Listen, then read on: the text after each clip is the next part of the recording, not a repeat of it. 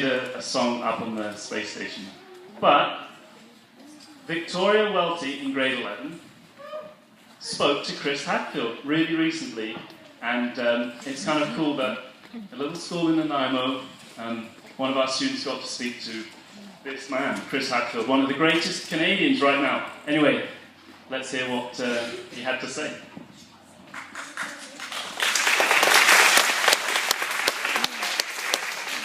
So just a little background, Chris Hadfield didn't just make a song in space, he was also the first Canadian commander of the International Space Station, as well as he did a lot of other stuff with his career, which I won't go into because it'll take way too long to say all the stuff he did.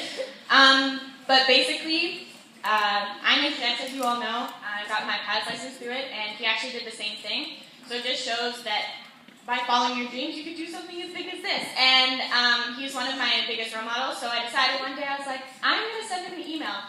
I know that he probably gets millions of emails in a year, so what are the chances of him actually responding to me? And he actually did. He did respond to me, and we were able to set up a phone call, and it was only 10 minutes. He called me at 2:02, and he hung up at 2:12. It was only 10 minutes.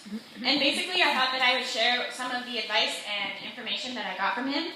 And one of the way he started the phone call was he asked me, what do you want to talk about? And what I wanted from him was just information on achieving goals, whether they're big or small. So I thought I'd share with you some of the advice he gave me. So the first thing he said was, if you love more than one thing, to go for both.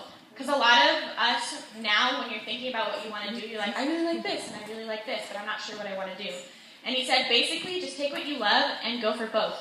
If you want to ride horses and you want to be a ballerina, maybe you'll be a ballerina that rides horses. You never know. So basically, that was mine because I really love aviation, and I also really love being the idea of being in the medical field. And I told him that, and basically he said to move towards both. He also said, if you're having a hard time deciding what you want to do, to think about what do you love and what would you love to change in the world, and to go towards those kind of goals. He said to make specific goals, so basically taking your huge goal that might be impossible and keep on breaking them down. So break them down into a 15-year goal, to a year goal, to a month goal, to a week goal, to a day goal. So basically having set goals and doing something now. So don't just go, oh, that's going to be in 10 years from now. Change something now. Change something in the weekend.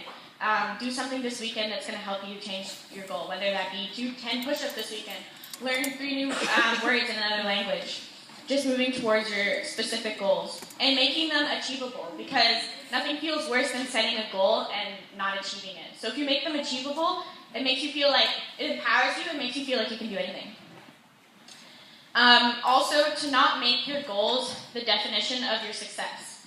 So what that means is that if you don't achieve your goal, that's not going to ruin your big goal. It's not going to be the deciding factor that you're not going to achieve your main goal. So just making sure to celebrate your little successes and to keep moving forward if you don't have a success on the way. And also, I asked him what was one thing that he has taken from his career so far for personality traits and how that's helped him move on with his life. And the 2 things he told me was to be tenacious and patient. And one of the main things he told me was that to let things be what they are. So let's say you expected something to happen in a week and it doesn't happen for 5 years, to just let it be what it is, because you can't really change that kind of stuff. He said that his book, An Astronaut Guide to Life on Earth, has a lot more information, and I really suggest for you to read it. I've gotten through about half of the book. And it has a lot more information on how he's been able to achieve goals, and just a lot more inspirational stuff about his life that you don't even have to want to be an astronaut to take some of his advice. It doesn't matter what you want to be. I think that this advice will help you get to wherever you want to go. And I think that one thing I really want to get out there is that if you have a role model that you think, oh, they're never going to want to have to talk to me, usually they're going to want to talk to you because they want to share what they've done. So get out there and send emails to people you think that won't respond, because I expected not to get a response and I got a response. So yeah, that's all I really wanted to tell you guys today.